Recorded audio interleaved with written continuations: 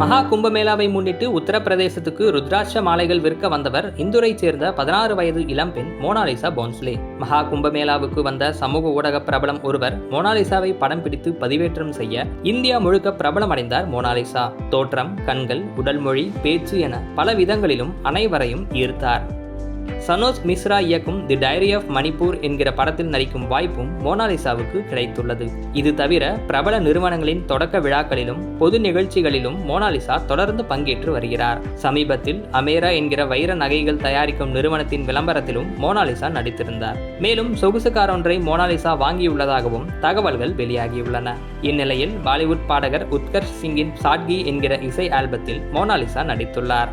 குடும்பத்தினர் சம்மதம் அளித்த பிறகே இந்த பாடலில் நடிக்க முன்வந்துள்ளதாக மோனாலிசா பேட்டியளித்துள்ளார்.